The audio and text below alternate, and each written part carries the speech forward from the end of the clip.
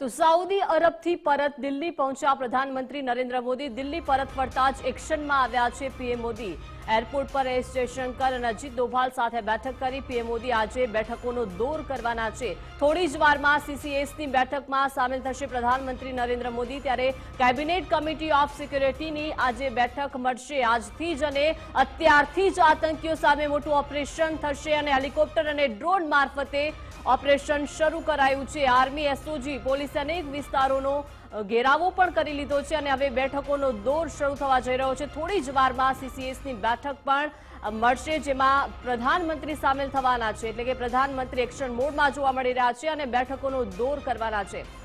સહયોગી વિજય આપણી સાથે જોડાયેલા છે। વિજય, પીએમ મોદી આજથી જ એક્શનમાં જોવા મળી રહ્યા છે અને થોડી જ વારમાં હવે સીસીએસની બેઠક પણ મળશે એટલે કે બેઠકોનો દौर શરૂ થઈ જશે હવેથી।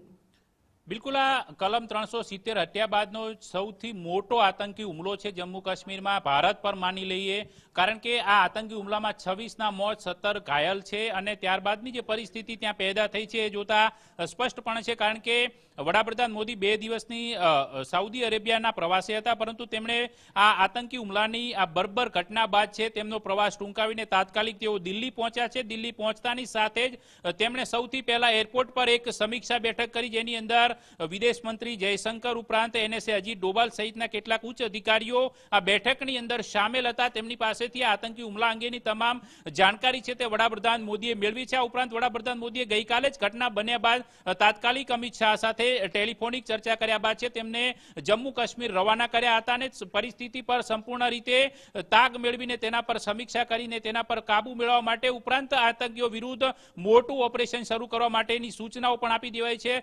ગૃહમંત્રી અમિતભાઈ શાહ અત્યારે શ્રીનગરમાં છે, ત્યાં આજે તેઓ હોસ્પિટલની અંદર જે ઘાયલ લોકો છે તેમની સાથે મુલાકાત કરશે। આ ઉપરાંત ગઈકાલથી જ સમગ્ર રાજ્યભર છે મોટા પાયે સમીક્ષા બેઠકો, ઉચ્ચ સ્તરીય બેઠકો છે તેમણે યોજી છે। આ ઉપરાંત તેમની સાથે વડાપ્રધાન મોદી છે તે પણ અત્યારે એક ઉચ્ચ સ્તરીય બેઠક છે 11 વાગે કેબિનેટ કમિટી ઓન સિક્યુરિટીની બેઠક યોજવાના છે, જેની અંદર વિદેશ મંત્રી, એનએસએ સહિત ગૃહ મંત્રાલય, રક્ષા મંત્રાલયના ઉચ્ચ અધિકારીઓ પણ આ બેઠકની અંદર સામેલ રહેશે।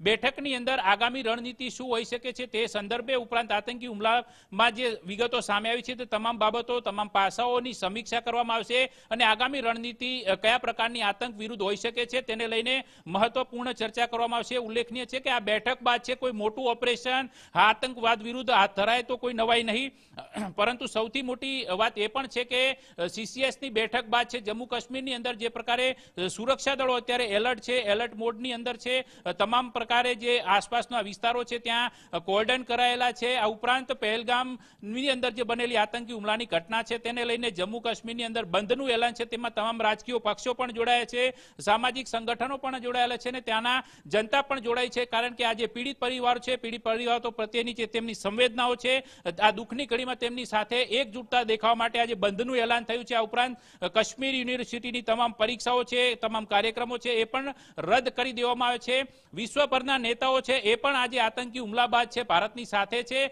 તેમને અલગ અલગ નિવેદન પણ આપ્યા છે। આતંકવાદ વિરુદ્ધની આ વૈશ્વિક લડાઈ છે, એક પ્રકારે કહીએ તો આ વૈશ્વિક લડાઈની અંદર વિશ્વભરના દેશોનો ભારતને અત્યારે સાથ મળી રહ્યો છે। ભારતના જે પીડિતો છે તેમના પ્રત્યે તેઓ સંવેદનાઓ પણ દર્શાવી રહ્યા છે। ડોનાલ્ડ ટ્રમ્પ હોય, રાષ્ટ્રપતિ પુતિન હોય કે પછી વ્લાદિમીર ઝેલેન્સ્કી હોય કે પછી નેતન્યાહુ હોય, કિમ સ્ટારમર હોય કે એલ્બેનીઝ હોય કે જોર્જિયા મેલોની હોય, વિશ્વના તમામ દેશના તમામ મોટા નેતાઓએ અત્યારે ભારતની સાથે ઉભા રહેવાની હાકલ કરી છે અને આતંકવાદ વિરુદ્ધની લડાઈમાં તેઓ ભારતની સાથે છે તે પ્રકારના નિવેદન પણ તેમના આવી રહ્યા છે। જો કે હવે શું થશે તે સીસીએસની બેઠક બાદ સ્પષ્ટ થશે, પરંતુ અમિત શાહ પણ અત્યારે ત્યાં શ્રીનગરમાં છે, સમીક્ષા બેઠક કરી રહ્યા છે અને સુરક્ષા દળો હાઈ એલર્ટ મોડમાં છે। દેશના કેટલાક સંવેદનશીલ વિસ્તારો છે ત્યાં પણ સિક્યુરિટી ટાઈટ કરવામાં આવી છે, કારણ કે જે પ્રકારનો બર્બર હુમલો પહેલગામમાં થયો છે, કારણ કે આ હુમલાના ઘણા બધા સંયોગ પણ મળી રહ્યા છે કે એક તરફ જ્યારે વડાપ્રધાન વિદેશ પ્રવાસે હતા, બીજી તરફ અમેરિકાના ઉપરાષ્ટ્રપતિ ભારતના પ્રવાસે હતા। આ ઉપરાંત જ્યારે 3 જુલાઈથી અમરનાથ યાત્રા શરૂ થવાની છે અને અમરનાથ યાત્રા માટેનો આ પહેલગામ એક બેઝ કેમ્પ ગણવામાં આવે છે, જ્યારે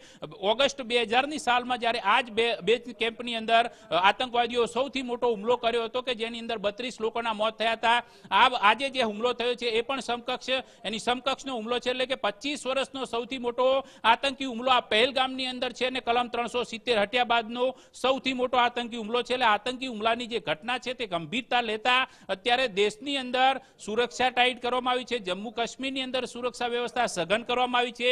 CCSની બેઠક મળી રહી છે, ગૃહમંત્રી એક્શનમાં છે અને આગામી સમયની અંદર એન્ટી ટેરર ઓપરેશન જે છે તેની અંદર બહુ તેજ ગતિ આવશે અને આતંકીઓનો સફાયો થશે તે વાત નિશ્ચિત છે. દીપિકા. જી બિલકુલ વિજય, આભાર વિગત સાથે જોડાયા તે બદલ. એટલે કે આજથી અને અત્યારથી જ આતંકીઓ સામે મોટું ઓપરેશન શરૂ કરી દેવામાં આવ્યું છે. હેલિકોપ્ટર અને ડ્રોન મારફતે મોટું ઓપરેશન શરૂ કરાયું છે. આર્મી, SOG, પોલીસ અનેક વિસ્તારોનો ઘેરાવો પણ કર્યો છે.